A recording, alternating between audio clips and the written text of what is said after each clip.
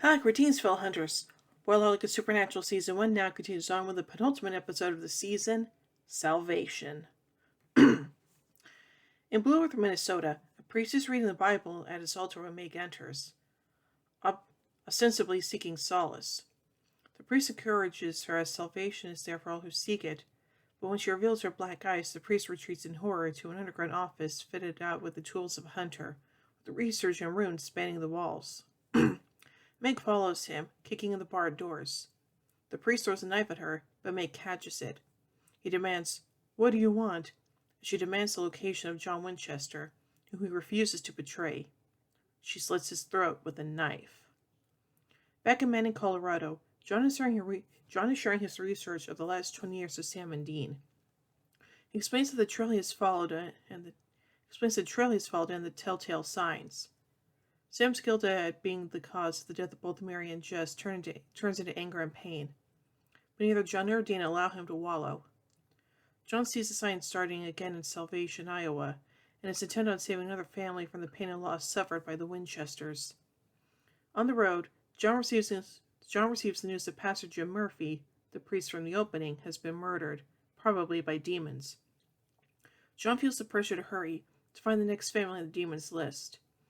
In despair, John warns his friend and states, "This ends now.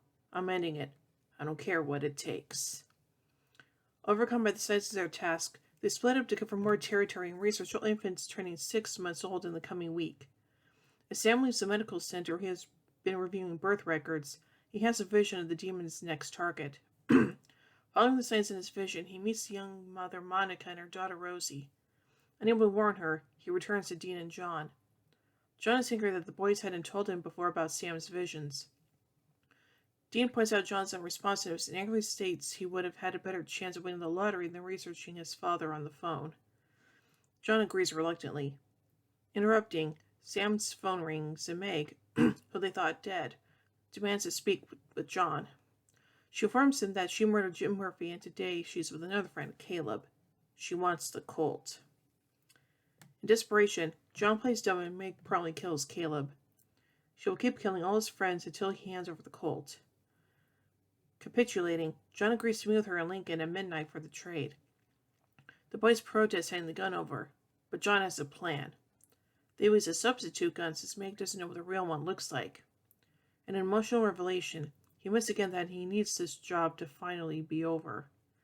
When Dean returns with the fake Colt, he pleads with John to not throw his life away, as he's no good to them dead. John tells them to do the same.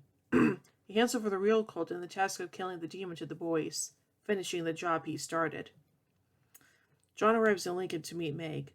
He cases the territory for escape routes and traps and finds a reservoir to bless. While the boys stand watch over Monica and her family, John confronts Meg.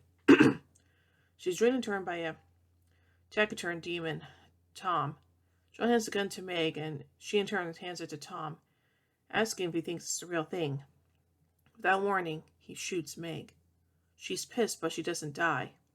In shock and anger, Meg rounds on John how that it is obvious the gun isn't the real Colt. He runs and deters them by releasing a valve, thereby spraying them with the holy water he prepared earlier. Outside the building, John finds his truck's tires have been slashed. Running, he finds himself in a dead end and trapped. Meanwhile, recognizing the sign that the main demon has arrived at the house, the boys break in and attempt to save Monica Rosie. Racing to the nursery, Sam finds the yellow-eyed demon over Rosie's crib and, after hesitating for a second, fires off a shot, but the demon vanishes too fast. Grabbing Monica as Dean saves Rosie, they race them from the burning house. Turning back, they see that the yellow-eyed demon is standing in the flames. Dean stops Sam from trying to re-enter the burning building. Back in the hotel room, while Dean is anxiously trying to contact John, Sam is angry that Dean stopped him from going after the yellow-eyed demon. Dean confronts him about his desire for revenge and self-sacrifice, saying that if it means Sam getting himself killed, he hopes they never find it. Sam's anger boils over and he pushes Dean into an emotional confession. Shocking Sam into the present, his focus shifts back to John. Dean tries his father's phone again, and is answered by Meg, and to their horror, she promises they will never see their father again. to be continued. Bum bum bum. So anyway, let's take a look at some continuity surrounding this episode. This is the first appearance of Tom. Joe Winchester previously appeared in Dead Man's Blood. Meg previously appeared in Shadow. Azazel previously appeared in the pilot. Dean asked Sam how many times the gas leak has worked for them. This is probably a reference to Bugs, where the Poses gas company employees later try to use that as an excuse for evacuation. Srenda Swan, who played a receptionist Dean met at the hospital, also played Veritas in Season 6's You Can't Handle the Truth. Meg is explicitly revealed to be a demon, with it being previously hinted in Shadow due to her having survived her fall. She is also the first demon on screen to display pure black eyes, and Azazel, while the rest obscured by shadows, displays its yellow eyes for the first time on screen. And now finally, onto some trivia surrounding this episode. Meg expresses that Major League demons are not prone to the same dangers as low-ranking demons, which is seen in her ability to enter hollowed ground. John stays in the Sleep Easy Motel. This could be considered a reference to The Simpsons' Sleep Easy Motel, although in The Simpsons Motel, the neon sign flickers, spelling out Sleazy Motel. The Leaving Salvation sign code, "Are you ready for Judgment Day?" references JW227. Because this is not a biblical reference, it's likely meant as a message for John Winchester. The CW's official summary for this episode does not cite Jeffrey Dean Morgan as a guest star. And also something interesting, this episode actually features the song Carry On Wayward Son by Kansas, and yeah, I'm surprised they used it for this episode and not for the finale, which is what's normally done. So, there you go.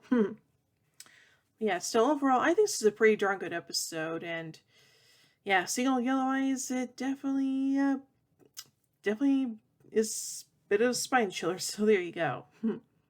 So overall, I give Salvation 4 Angel Blades out of 5. Well, anyway, tune in tomorrow as we take a look at the final episode of Season 1, Devil's Trap.